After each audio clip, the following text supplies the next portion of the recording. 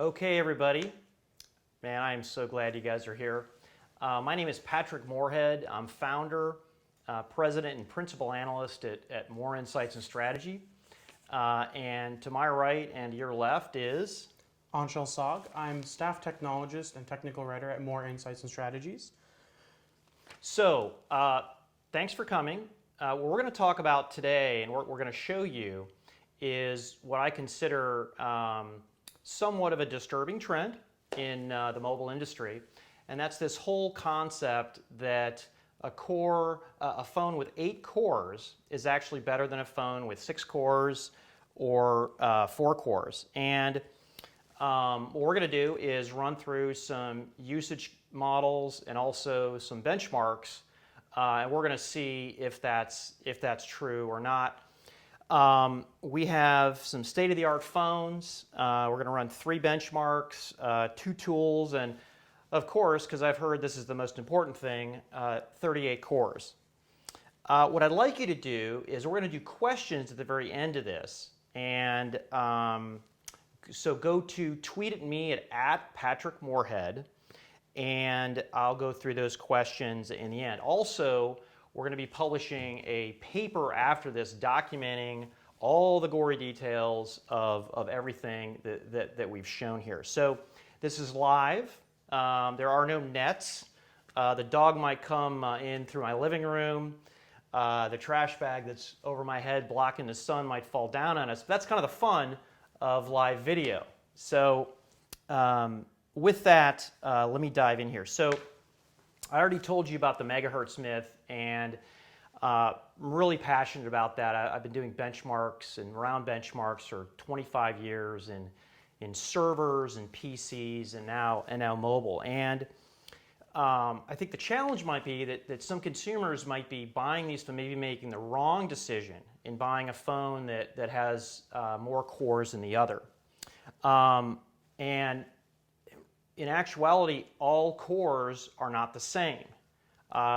There's bigger cores, there's smaller cores, there are really big cores. In fact, the world's largest or best-selling smartphone has 2 really large cores. And if you're not into all this technical mumbo jumbo, I like to use analogies. And my favorite analogies is like a lawnmower. Like you wouldn't buy your lawnmower. You wouldn't choose lawnmowers between one that has 8 cylinders and one that has 2 cylinders. That would be completely ridiculous. And Anshul, I know you have a favorite analogy as well. It's a car analogy. Yeah, actually, it's essentially an analogy between the Toyota Yaris and the Audi TTS. Both of them are actually 4-cylinder engines, but the difference is that the 0 to 60 of the Audi TTS is vastly shorter, and it also has a much higher top speed, and it has more torque, more horsepower, and in the end, the gas mileage or the range that the vehicles have is not that big of a difference, and even though you have essentially the same amount of cylinders. Right. Oh, so I shouldn't expect that the Yaris is a better performer or the same performer as the Audi TTS. No. Okay. I mean, essentially, cylinders. Not all cylinders are the same, just like not all cores are the same. There are lots of different analogies you can look for in this kind of situation, but the truth is that no 2 cores are the same. Okay, so I'm going to stop yakking here, and let's talk about the phones that we're going to be going into today. So, Anshul, if you can kind of give the rogues gallery here of these awesome phones, I'd appreciate that, and maybe talk about some of the specifications as well. Absolutely. So on the left here, we have the LG G4. This is a fairly recently new phone. This one has 6 cores. It's a Snapdragon 808.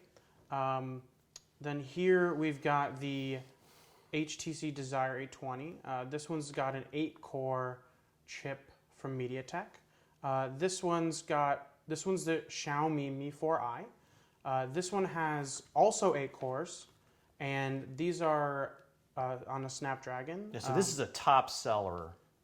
This is the top-selling brand in China, basically. Yes, but this actually launched in India first. Okay. So it's both India and China at this point. And then that one's an 8-core that has has 8 A53s. Okay. Then this one is the Samsung Galaxy S6, which everyone pretty much knows. This one's got 4 A57s and 4 A53s, and that's a big little configuration. And then this is the LG GFlex 2, and this one has 8 cores also, but this one is 4 A57s and 4 A53s. And that's a Snapdragon also. The only phone on here that doesn't have 8 cores is actually this one right here. This one has 6. Okay. Has 2 A57s and 4 A53s. Okay. So let me ask you this. Have you modified the hardware at all inside of these phones? Not whatsoever. Okay. How about the software? So in order to get some of these devices to disable the cores as we need them to show you guys the difference between 8 cores, 6 cores, 4 cores, 2 cores, we actually had to root the devices.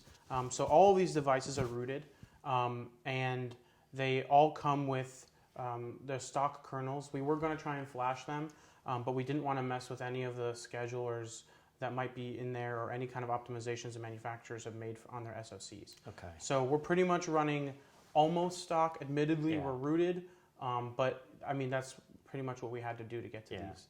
So as I talked about, some of us have been doing benchmarking for a long time.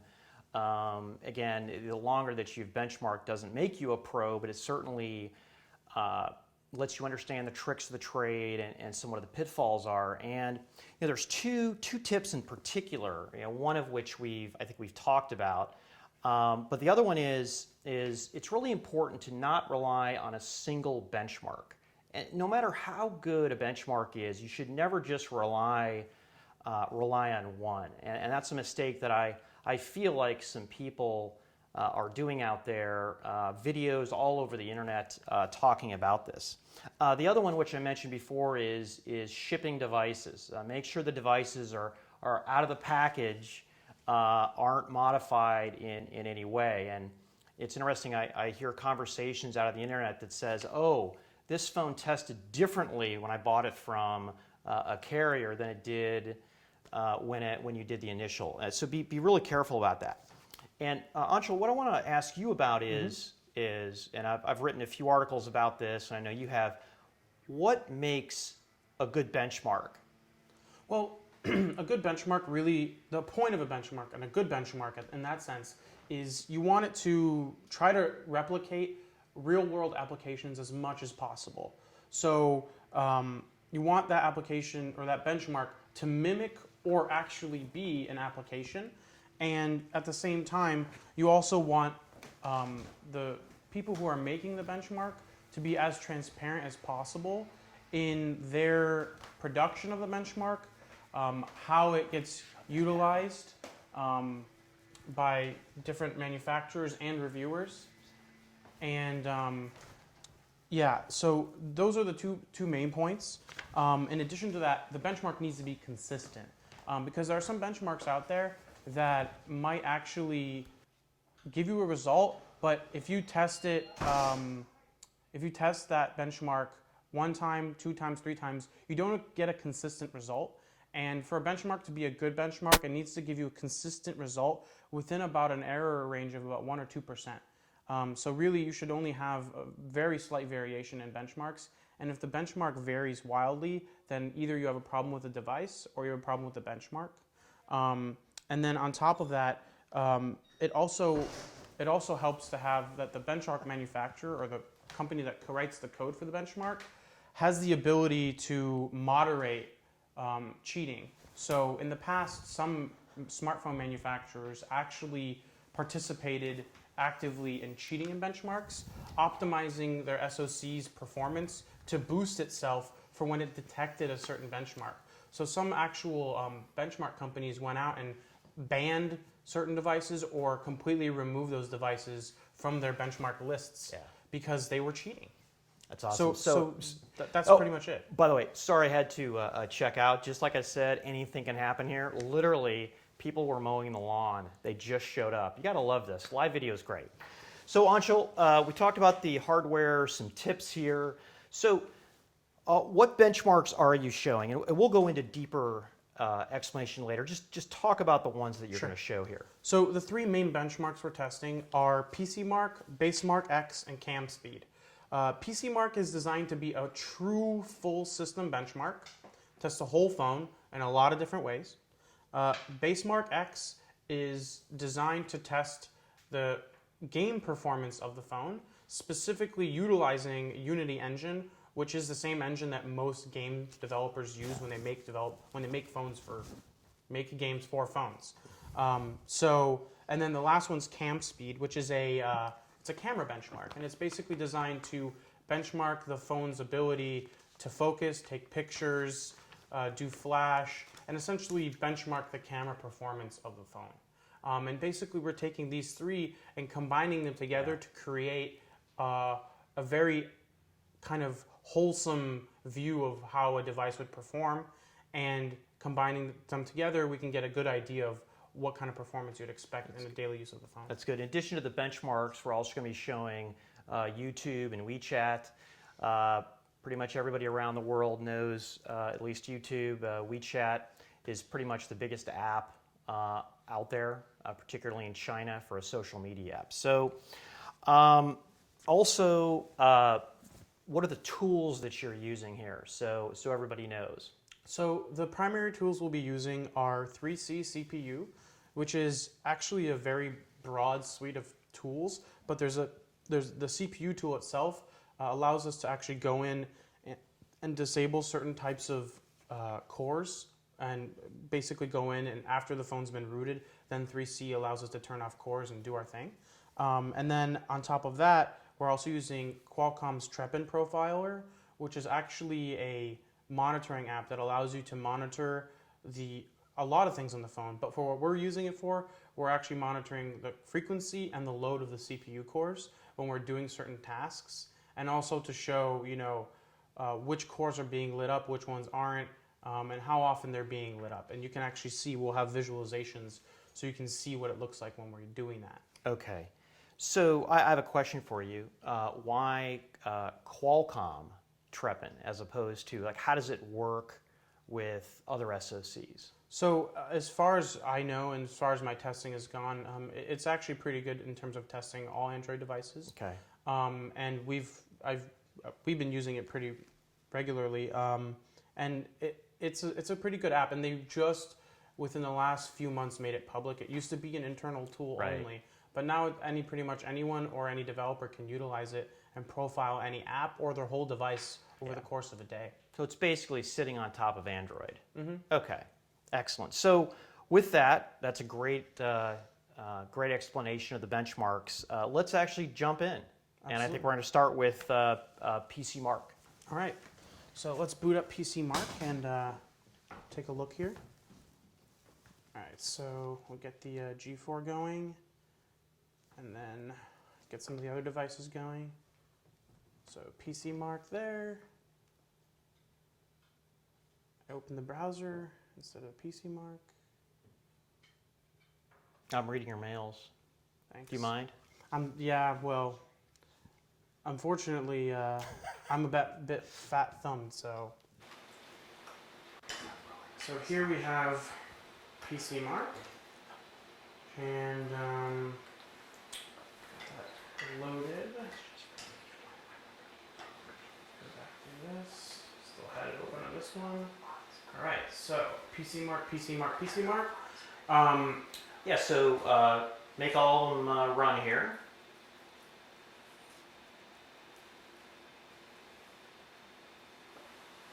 Clear that out. Right, so they're all ready to go. And the work benchmark is the only benchmark that they have. So we're just going to run them all together. They also have a battery benchmark, but that doesn't actually test. Yeah. It just winds down your battery so you can get an idea of what kind of battery life you So get. why don't you talk through the tests as they're coming in here? Sure. So the different tests that we have here are, the first one that we see is web browsing. And actually the web browsing benchmark actually uses real touch inputs that they've programmed into the benchmark to do different kinds of scrolling and pinching and zooming and all the kinds of things you would normally do when you use a web browser. And they do other things everything you would normally find in a normal type of browsing situation. They created their own Pinterest style kind of web page here, just to give you a more realistic experience. And it measures different things like time to search, time to load images, time to close images, and then it kind of just moves along after the web browsing benchmark into some image editing stuff. But this is actually image editing inside of a browser still. Okay. So the one thing that I do like about this benchmark is that it's very well documented in terms of what they're doing. And again, the company, if they find somebody is cheating on the benchmark, they will actually tell them they're cheating and remove their results from their websites, because there's a lot of people, and this has been very well documented on some technical websites, that people have gamed it. So, and that's an issue. So this is the next test. This is a video benchmark. There's 4 different videos, and they're all pretty much of a polar bear. And we'd love to show you the benchmark in landscape like this.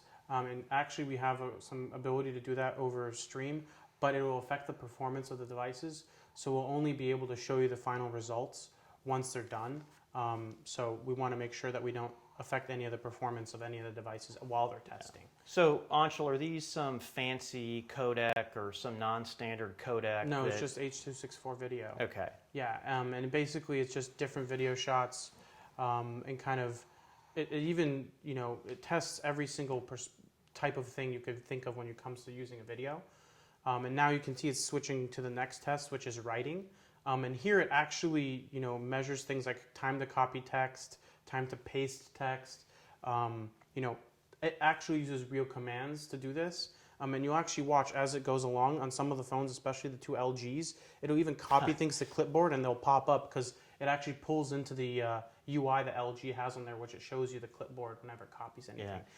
Yeah, and while technically all of these benchmarks are synthetic in its technical nature, what it is doing is it is representative of real applications, at least where it is today. Now, these benchmarks need to be updated every year or whenever there's some major transition, but that's really important that I bring that out. Yeah, and this company, FutureMark, works very closely with most of the smartphone manufacturers and SoC vendors and gives them access to these benchmarks well in advance of its release so that they can make any adjustments or complaints or comments about them well in advance of the benchmark actually being released. So it's actually a very, very widely accepted benchmark across the industry. It just takes some time to run, but it's very, very consistent, and it's very encompassing in terms of what it does. As you'll notice, none of the tests actually test gaming, which is why we're doing the next test, which will be Basemark X. Yeah, I actually think the name of the benchmark, which is PCMark Work, is a little bit of a misnomer. You're doing photo, so the next one is photo editing, and here it's basically taking different photos, it's changing exposures, it's doing different types of effects, things that you would normally do on a smartphone on a regular day basis, and it even does them in a pretty high resolution just to make sure that it's up to par. Some of these phones are not as quick as others, so they're going to move along more quickly than others, so that's why one is still not quite on, or 2 of them are still not quite on the photo editing benchmark. So Anshul, what are these 2 seem to be falling behind a little bit? What is there a characteristics that these 2 phones are similar in a way? Yes, actually they are. Both of these phones utilize 8 A53 cores, which are the low power cores that ARM has, and those are generally utilized in big little configurations with larger, more powerful cores to switch between the back and forth to get a better performance power curve. Yeah, so I actually think this is a great example that shows that this clearly shows that all cores are not the same here. Yeah, so we've already got some scores here. So the 6-core LG GFlex, actually no, this is the 8-core GFlex 2. This has 8 cores, and that got a 4577. Then the 8-core Samsung Galaxy S6 got a 5241, which is quite a bit higher. And then we have the 6-core LG G4, and the performance of this is actually higher than it is on the 8-core. So some people might not realize that a 6-core phone is actually faster than an 8-core phone. And they're both Snapdragons, they're both Qualcomm's chips, so there really shouldn't be much of a reason other than the fact that the core count isn't really a factor. Yeah, I think not only is it true for core counts, but it's also the whole concept of heterogeneous computing, where the reality is that most modern smartphone workloads, through a diversity of workloads, take advantage of not just the CPU, but the GPU, DSP, obviously the modem, memory controller, and you have to have a good balance of those. And you also, handset makers and particular SoC makers need to find the best combination to put those together, because there is magic in putting the glue that pulls these together. And there's no other better way to characterize it other than heterogeneous computing. Yes, and the thing is that this 8-core Xiaomi Mi 4i got a score of 3436, which is not as high as 5,000 or 4,500, but that tells you that once this finishes, we'll go over all of the different benchmarks and show you the different performance curves. But really, I mean, we're already ranging from 3,500 to 5,200 in terms of performance, when we're really looking at about 8 cores for most of the phones. Right. This is actually a perfect example. Same core count, drastically different performance numbers. Yeah, I mean, these are both 8-core phones, and other than that, it's a pretty easy thing to see. And actually, if you guys would like, we might be able to do a switch cast over. It? Yeah, we might be able to cast this. So guys, this is the first time we're doing this live, but we're going to share exactly what's on Anshul's phone with at least the YouTube guys. Yeah, so what we'll do is we'll go and I will switch over to the cast. Yeah. If I do that correctly. And Gary, you can let us know when we're up. I'm casting the screen now. Okay. All right, so we'll go back and we'll go to Basemark. And Aaron, maybe you can come over and look over his shoulder. So Basemark, as you can see here, this is the score, 4580. I'll put it in landscape just to make it a little bit easier for the YouTube viewers. Essentially, what it comes down to is it shows you all the different clock speeds, temperatures, and battery charge. As you can tell, we charged all these phones to 100% before we started this test, or all the tests. And here it shows the full work performance score, and then the sub-scores for all the different tests. And all those sub-scores combined together in aggregate become the work performance score, and that's how it's generated. So a combination of 4 different benchmarks with multiple tests are then aggregated together to create one score. Yeah, and hopefully it's evident why at this point we do like this benchmark. Yes, and we can actually switch back to the live feed now, since you guys have seen the Basemark scores. Yeah. And now you can see all the scores side by side. And here we have something from 1600 all the way up to 5200. So this phone, the Samsung Galaxy S6, has the same amount of cores as the HTC Desire 20, but it has more than triple the performance. Yeah. So this is a great example. And again, we're not just, the test is not just testing the individual components, it's testing the entire phone. So one thing that Samsung gets a lot of credit for is its storage performance and also its memory architecture. They've done a good job in pulling that together, whereas quite frankly, this phone right here, if you're looking for the highest performance, probably isn't the best choice. Yeah, so now I'm prepping the phones for the next test, and that test is going to be Basemark X. The reason why I have to take each phone and do that prior to it is because I want to make sure nothing else is running on the phones while we're running the benchmark. So having Yeah. two benchmarks open at the same time is going to affect overall performance. And actual, the number of cores is as many as we started with, Yes, right? we haven't disabled changed anything yet. Okay. We're going to disable some cores in some other tests. Yeah. Okay. We can actually disable some cores right now if Now you'd let's like. see. Let's actually go stock right now. Okay. All right. Let's do some Basemark. All right. So Basemark is actually a test that will only run in landscape. Can't run it in portrait because most games don't run in portrait. There's a few like Temple Run that do, but for the most part they don't. So there's that. Yeah, one comment I wanted to make as Anshul is getting this started is, again, this benchmark uses the Unity game engine, which is not the game engine for games like Candy Crush. It's a game engine for first-person shooters and things that have very rich graphics. It's also Unity's cross-platform, which, regardless of which, whoever you want, iOS or Android, it'll work there too. So let's get these started here. And the other thing is we're running these on high.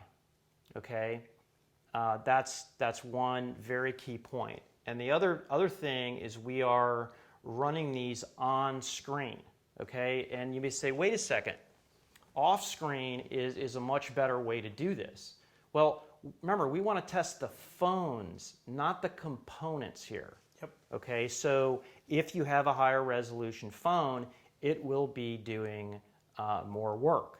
And possibly a lower frame rate. Yeah, and we know that, but that is exactly the way that the consumer is going to be playing their games. They're not going to say, hey, wait a second, I'm going to run this off screen, okay, and go somewhere else. Most people aren't going to do that. There will be a few who will, but we want to be very clear on why we're testing like that. Exactly. And thanks for explaining that while I did this. Here we go. So we're going to start all the tests. And so this benchmark actually comprises of two different scenes that it kind of goes across and takes shots of. And the first one is this kind of Dunes style benchmark. It's a Dune style scene in some space stuff. I don't even know. But the next one is going to be a hangar, like a military hangar. But if you actually look at the displays, you can see it's a very high quality benchmark. It looks marvelous on any screen. Are you sure this isn't Candy Crush? Yeah, it's Okay. pretty far from Candy Crush. Just wanted to check. It's probably not as addicting as Candy Crush, but it's pretty far from it. And the other thing is that these benchmarks are the pinnacle of what you can see in a mobile game today. So this is almost a worst case scenario. Okay. But the other thing is the reason why we picked the really high quality test is so that it doesn't go too high of a frame rate, so it doesn't go beyond the refresh rate of the display, because otherwise then you have to use an off-screen test. Okay. Now, where might an off-screen test be helpful, Anshul? An off-screen test would be helpful in a situation where you want to compare different GPU architectures, or if you want to compare, like-for-like systems with the same GPU, right? You're not really looking at, the whole system. You're looking at a component of the system and mostly focusing on the GPU. Yeah, and my mind always goes to, well, what if you plugged it into a 4K monitor? Well, that is true. You would be able to do that, but with most TVs at 1080p, doesn't necessarily hold water. So it's not that we think off-screen's bad. It does a good job talking about the components, but again, what we're doing is we're testing phones, not chips. Exactly. And as you can tell, the two fastest phones with the A57s and A53s with the 8-core combo and Big Little, those two finished first, which isn't much of a surprise because they do have the most big cores. And then the next one will probably be this one. So Anshul, I have to ask, why is it 0? So the reason why it's 0, and this did finish next, is because we didn't run off-screen and on-screen. If you run both, it gives you a full score, but each of the scores are actually on-screen So we got 30 FPS and 26 FPS for each test respectively, which is playable. 30 is very Let playable. me ask you just a quick question. Did you turn off the casting on this phone? Yes. Okay, good. Yeah. Just wanted to make sure. And so this is the G4, and the G4, it doesn't just have fewer cores. It also has a slower GPU, which is why you're not getting as high a frame rate as you do on these two. And then here you have the HTC, and that's the one with the MediaTek chip. And then here we have the Xiaomi still running with the 8-core Snapdragon 615. And let me take a look here and see. I'm going to actually double check and make sure that casting is off, because it's possible that I'm wrong. Like I said, everybody, this is live, no nets. You called it. We're probably going to do something wrong here. So I just did mess it up. yeah, turn off. So what we found is casting gives between a 10 to 25% overhead depending on what you're doing. So Anshul, we might want to. That did look low. A little low, yeah. So I'm going to rerun it. Yeah. And consistency in results in benchmarks is key. So that one looked a little bit funny to me. Absolutely. But, and you called it. Yeah. So Anshul, let me know when you. Absolutely. So can you talk about a few details about Basemark? Sure.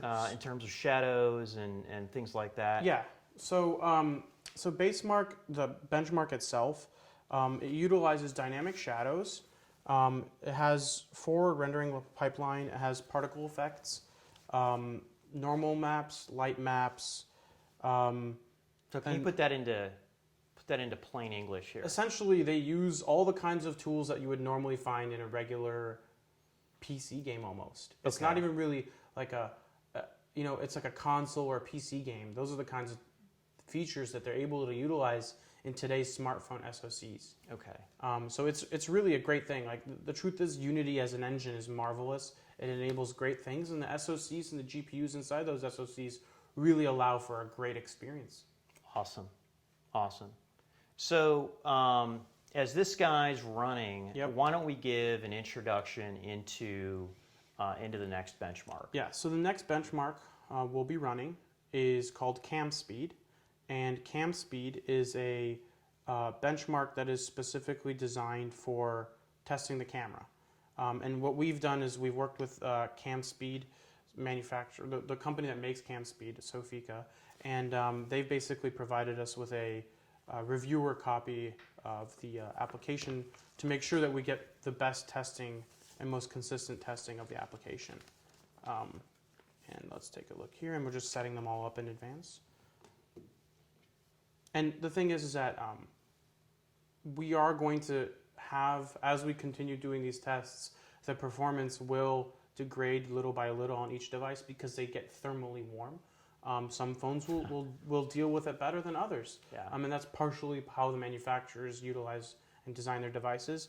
But the truth is that most people are not going to be running 3 benchmarks in a row. Yeah, and thermal conditioning or thermal limits will hit in gaming, in video editing, and some hardcore photo editing. I had somebody who reached out to me on Facebook today and said, "Hey, my Photoshop on my phone, Photoshop Lite, will utilize a lot of horsepower in the machine." So on top of that, there is one snag in terms of this test that we already knew in advance. Unfortunately, there is a bug with Camspeed on the Samsung Galaxy S6, so we won't be testing this phone, unfortunately, even though it has one of the best cameras out there. They're working on it, and they told me they'll send me a copy when they can, but unfortunately not enough time. So we're pretty much stuck there.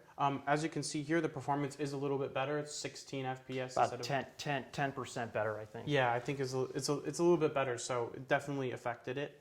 And yeah, it's unfortunate that casting does take away some performance, but that's a combination of all the system. So Anshul, let's make sure once they do get the fix on Camspeed, we report the numbers on the Samsung. We think it'll probably be pretty good numbers too. Yeah, definitely. So Camspeed, keep in mind that, you know, this phone has 4 core. This phone has 6 cores. This phone has 8. This phone has 8, and this phone has 8. So we're not, you know, the performance of these phones shouldn't, you know, be too wildly different. But at the same time, we can disable some cores and show you how the core count really doesn't actually affect camera performance that much. So we'll run these first. And this is actually a quick test, so you won't have to, you know, listen to us ramble too much. Okay, so tell me what it's going through right now, Anshul. So it starts up the camera, and then it starts focusing, and now it's taking pictures, as you can hear. And essentially, it counts how long it takes to start up the camera, how long it takes to capture a photo, how long it takes to flash and capture, and then it also tests the quality of the image. As you can see, these 2 on the ends are actually still testing, and it's not because they're slower. It's actually because they have more camera capabilities built into the phones, because they've implemented more updated camera APIs, so they're supported. And as you can see here, these 2 phones already gave us scores. They actually both have the exact same score with flash. And then the Xiaomi is actually a little bit faster in terms of its overall score. But if you go over the measurements, it actually measures every component of the test in milliseconds. And that's how you can actually quantify the performance of the camera. And these 2 just finished. So we've got the LG GFlex 2 and then the G4. And the GFlex 2 actually got a really good score of 800. And then the score with flash was 630. So it pretty much pulled away from the rest of the pack. And then we have the G4, which is its little brother. And that one came in at 551 and 482. So it's a little bit quicker than these 2 other phones with flash, but about the same without. Okay. So, you know, the truth is a lot of cameras and a lot of phones are very similar. The G4 is slightly set apart, but we're not really testing image quality as much as we're testing speed and ability to capture quickly, because that does affect, you know, how a user experiences the phone and on the camera. Yeah, and one thing this doesn't test that it'd be nice, I mean, you can't test, hey, is it in focus, right? Yeah. And for the most part, if you watch these, you can test it for yourself. It's actually a free benchmark online. You just have to pay $1.30 to get your score. So feel free to test it all you want, but it does cost a bit of money. And then, so what we're also going to do is show you how something like Camspeed, which is a camera benchmark, is not affected by the amount of cores. So right now, this phone is running with 8 cores. And what we're going to do is we're going to open 3C Toolbox, and we're going to disable some cores. So we're going to go in here and turn off some cores. It's going to take me a little bit of a while, but got that, and then we're going to go off. So now we're down to 4 cores. I've just turned off CPUs 7, 6, 5, and 4. And they're all the same cores, so you don't have to worry about whether or not we're turning off big or little cores. They're all the same, so we're just going down to a 4-core phone now. And basically, you can go here on Camspeed and retest it. And so you saw 556 and 471. You just go back. We'll put it back here, so it's the same camera test. And you'll see that really the performance of the camera is almost unaffected when you go from 8 cores to 4 cores. Even though you're running the same operating system, you're running the same applications, the phone's camera performance doesn't really change. So Anshul, you were messing with the cores on the other benchmarks as well. Yes. Did you see variation in PCMark or Basemark X? Yeah, so in PCMark, we actually were able to find, or I was actually able to find, that it did, reducing the core count from 8 to 4 did affect performance a little bit, but it was less than 10%. Yeah, if we have time at the end, let's run through that. Absolutely. I think that they'd like to see that in real time. So here you have another score, and it's 563 and 486. So it's, or 483. It's completely and utterly unaffected by the performance of the SoC going down from 8 to 4 cores. And we can actually go down more. I think we could probably get away with 2. Maybe we'll... Yeah, okay, you gonna do that? Yeah, it's very quick. All right, this ought to be interesting. Yeah. I don't know if he's done this before, but we'll see. Yeah, so we'll go down to 2. Turn that off. Hold on a second. I'm going to put a net underneath you. Yeah. So there we go. So now we're at, I just turned it on, so I need to turn it off again. Okay, so now we're at 2 cores again. You can see only 2 cores are lit up. We're going to go in here and open Camspeed again and let it load and then run it. Okay, folks, 2 cores, 853s. Yeah, and the thing is that this application is actually fairly light in terms of size. So, they don't do anything crazy in terms of, benchmark and stuff like that. It's just capturing the photos that you took. Well, I actually think this is a good example of the power of an ISP. Definitely. As well. So this does take processing power, but a lot of it has been offloaded to the image signal processor. And again, this whole theme of heterogeneous computing, GPU, CPU, video decoder, all these things coming into play. Absolutely. The modem, the memory controller, all these things are important and not necessarily related to the number of cores that you have in the phone. And so here we have the performance, and the performance is almost unchanged. Right. So, I mean, it really is showing you that even though we're disabling cores, it doesn't affect the camera's ability, because most of the camera's capability is not dependent on the CPU. However, if we were to do some HDR tests, there could be some more dependence on the CPU, right, because of the computational capabilities that are needed there. But even then, some HDR implementations utilize GPU also. Yeah. Now, if the Basemark test is solid and it's doing image manipulation, then it should be factored in there, correct? Absolutely. But to your point, I think if we had a 16 megapixel editing over and over and over, you would see a difference. Yeah, so that pretty much wraps up the Camspeed. I'm going to go and not mess up this time and enable all the cores again, because last time in testing we made that mistake. So we'll turn them back on. And I'm going to make my messages go away here. All right, so we're back online with all 8 cores. Actually, it's not true. Now we are. So let's take a look here. There we go. Okay, so everything is back to stock. Yep. Okay. So the next test we're going to do is actually YouTube. So for YouTube, the reason why we picked YouTube is it's one of the most popular, benchmarks out there. Well, video applications out there. So we're going to test YouTube, and we're going to show you how they all run. Actually, I don't think we're going to show all of them running YouTube, because that would be boring. That would be boring, right? So what we'll do is we'll run YouTube on the Xiaomi, and we will have different core counts. Yes. So we'll show you what it looks like 8, then we'll go down to 6, we'll go down to 4, and maybe even down to 2. So let's do that. So I'm going back into this application. As you can see, all 8 cores are working just fine. Just need to make sure that they're not stuck at their lowest clock speeds, which would be bad.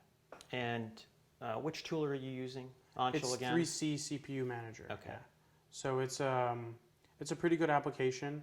I just turn this off, and it resets the performance back to the original speeds, so that I didn't putz anything around too badly. Yeah, now it's fixed. Yeah, this is where it gets a little dicey, folks. Yeah, disabling cores is making not sure, easy. Yeah. So we're back at 8 cores, and we've got a YouTube here.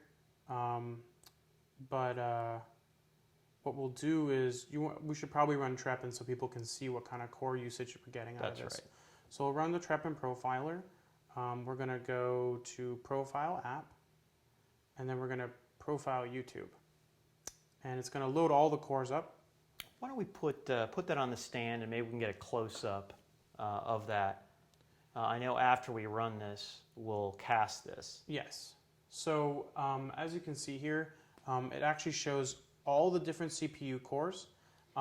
We've got the yellow is CPU load, and the blue is CPU frequency. So right now, with just the app open doing nothing, it's actually only using 6 cores, and some of those cores are barely being utilized. Like that one down there is, peaking down, basically sitting idle most of the time. So really we're looking at like 4 or 5 cores. And part of the reason why is because they're A53s. That's right. And as you can tell, a lot of them are fairly low loaded, and some of them are even lower clocked, like these ones down here. So we're just trying to show you what this looks like over here in terms of utilization. And then we can go over and pull up our favorite video, which I think is, actually it's my favorite video. It's the guys, the slow-mo guys. So they do a lot of awesome stuff. You want to put that in there so he can focus in on it? Absolutely. I'm going to have to rotate it. And this is a commercial, so yeah. We got to skip that ad. Thanks, YouTube. There we go. So this is running in 1080p. And again, these are 8 A53s. So pretty much so you can, the lowest core level of a modern phone today. it's a bit hard to tell because of the overlays, but I can move them a little bit, and you can tell that 1080p is kind of hiding in there. So right there's 1080p.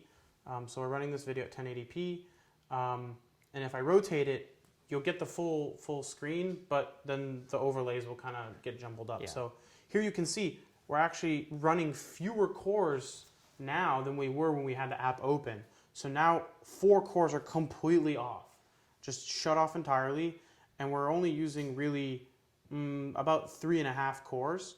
And yeah, it's really quite amazing that you're doing 1080p video and you're using less CPU processing power than you were before watching a video. And also, this is, I would say, best case scenario, again, or worst case, depending on how you look at it, because those cores are very, very small, right? Yes. These are the little cores in a big little configuration, and there's 8 of them.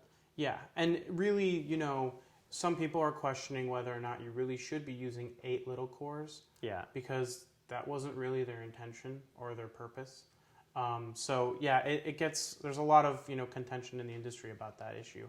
But what we'll do now is we'll actually go down to 4 cores, so you can see that you have no issues with lighting up a 1080p video.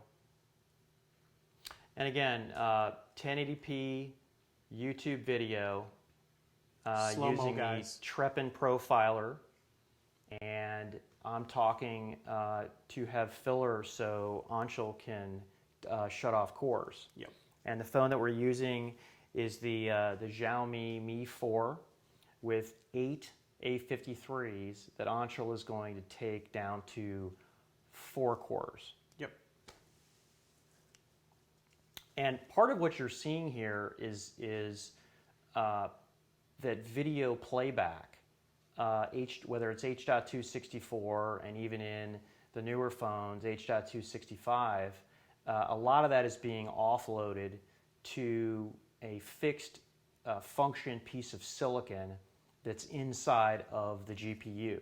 Yeah, you do need the CPU to do setup and some correction, but a lot of that weight is being decoded by the decoder inside of the GPU. Alrighty, so I've disabled some cores, disabled 4, and what we'll do is we'll go back to Trepin, and we'll profile the app again, and we'll open YouTube again, and should be able to just start the app up again. And we're already watching the video. Okay, so let's put it back on here so we can get a tight shot in there. Actually, I'm sorry, I disabled 6 cores. So we're actually watching 2 cores, and here you can actually see it's fully utilizing both cores. So having 2 cores in most cases is going to be not enough unless you have the right kind of application. I think you may have killed the video. Yeah, I think I have. We went a little bit too low. No, here. actually it was in slow-mo. Oh, okay. Yeah, so it's actually, they're just, looking at the video, but yeah, it's, Okay. yeah, it definitely does stress 2 cores quite a bit, but you can get away easily with 4, 6, 5, whatever tickles your fancy. Excellent. All right, so let's move to the final one, and we can get these phones going here. So the final app we're going to show here is WeChat. And WeChat, super popular all around Asia. Yes, people in the US use it in Western Europe, but it is the default communication device in many parts of the country. And WeChat does have different features where you can, just like Messenger, you can send a video, you can send pictures, you can talk over it, and obviously you can text over it too. Yeah, so what we'll do here is we'll do some different things in WeChat. Unfortunately, you can only, because of the way WeChat is architected, you can only test one device at a time. So we'll just pick any device. It doesn't have to be anyone in particular. So I'll just do that. We'll log in. And then we can actually go in and take a look and see. Do you think we should cast this? Yeah, let's cast this and just know that there's probably an overhead of about 10-15% here, depending on the application. No, will show it's using more cores than it actually is in the app and at higher frequency because casting does have some overhead. All right, I'm actually going to switch phones. I'm going to go back to the Xiaomi. Okay.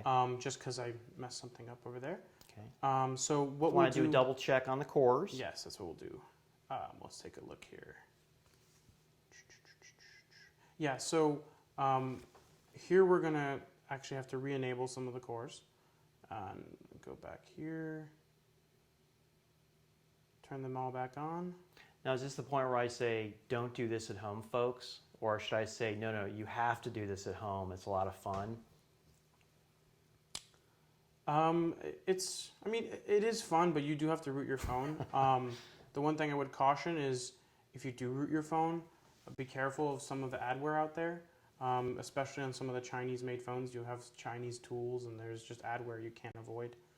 But yeah, other than that, let's see here. Let's reset all the settings again. And actually, you know what? It's stuck, so I'm going to reboot this phone. Unfortunately, not everything works out perfectly, so we'll reboot it. In the meantime, we'll use the GFlex 2 and disable cores on that instead, because we can disable cores on this too, but it's a little bit more difficult to know which cores are A57s and A53s. But either way, it'll give us an opportunity to show how WeChat doesn't really need 8 cores to run, right? Be they A53s or A57s. So we'll go in here and show you WeChat overcast, right? So we'll cast that. Gary, how are we doing? We're scanning for Chromecasts. Oh. I don't know why. Okay, no Chromecast found. Disconnect the other one. Oh, the other one's still connected? Mm-hmm. The Xiaomi? Mm-hmm. Oh, just booted up. Of course. All right, so let's take a look at the Xiaomi then, right? Sure. I guess I had to switch. So this is just WeChat. Is it really casting? Something's casting. It's got a YouTube video playing on it. Oh boy. I'm not sure what that is. Let's take a look. That's not running YouTube. Nope, it's not running YouTube. This is an interesting one. I don't think we've encountered this one before. Somebody is casting something in the house. Yeah.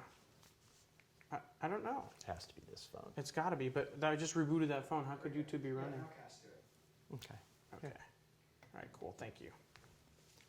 All right, so The perils of live video you are witnessing right now. we'll do it live, right? Yes. So we'll cast this one then, right? So let's open Chromecast. That's going to be in here. Is it though? Of course, it's hiding in the third pane. All right, so we'll turn on Chromecast. And you're going to disable some cores. Yep. So you have 8 A53s in there right now. Yes, and it's scanning from Chromecasts. Still none found. All right. So Okay. we'll just have to do it, make it work. So in that sense, what we'll do is we'll just go and we'll just start WeChat. So WeChat, it's a simple chat application. You can open your chats. Here's a good friend of mine, Miriam Jawar. She's a journalist. I sent her a picture earlier. She's probably wondering why I did that, because I don't really use WeChat that much. So here you can send pictures, videos, and all those kinds of things. And this is just with 8 cores, just so you can get an idea. You can just send different images, and then it'll load them nicely and quickly. Yes, I do love my dogs. And then you can send cameras, photos. So this is a little camera app inside WeChat. And then you can also send video or walkie-talkie, so you can do a video call or a voice call. So it's a very, and it doesn't really put that much of a load on the phone, because in China there's such a broad selection of phones out there with varying SoCs that they need to be able to work on anything. So what we'll do now is we'll go and disable the cores and show you. So how many are you going to go to? 4? I think 4 is a good number. Okay, so 4 of the lower performance A53s. Yeah, and the truth is that, I think that a lot of us can agree that 4 cores in many instances is a good number. It's maybe not always the right number. Apple might think it's 2 or 3. Right. But it really depends on the operating system, the architecture, and what other components are in the system. Yeah, that is a good point. I haven't even, we're not showing any Apple product here, but as we know, the best-selling phone around has 2 very large processor cores, and best-selling tablet out there has 3 very large processor cores. So that is actually a perfect example. We wanted to have consistency about running this for Intel silicon inside. Yeah, and so here we have the app open again, and we can go back to images. And are you going to do you have to profile this, or are we going to run through this? We can definitely profile it if you'd like to take a look and see. And you know what? That's fair. We should show people what the cores are doing, right? So we'll go open Trepin and we'll profile WeChat, which we've already done before. So here you can see we have 4 cores enabled, but only 2 are being lit up. And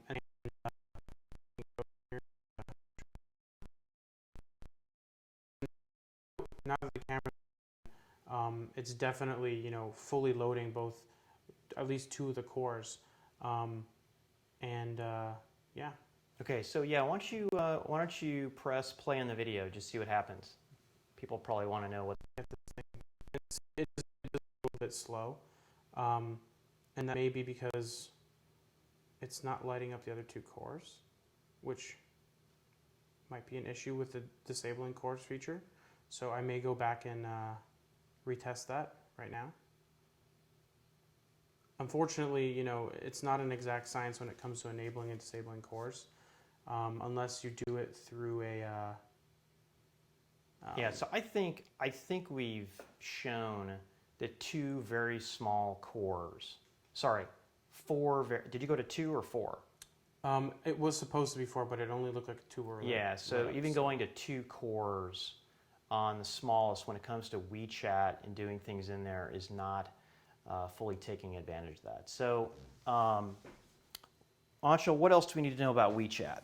Anything else? Not particularly. WeChat is just a really good application, I think, for a huge portion of the global population, and I think it'll only get bigger as people use it. Okay. So a couple things here. We're getting to the wrap up here.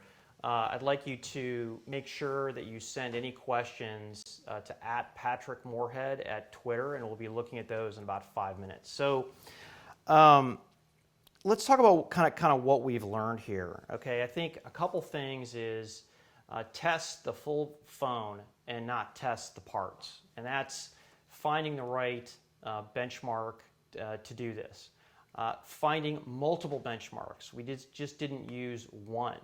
choose benchmarks that are consistent, are reliable, that actually give some documentation on what is going on.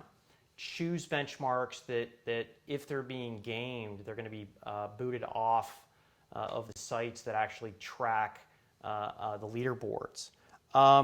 Most important, though, I think that smartphone experience matters and performance does matter.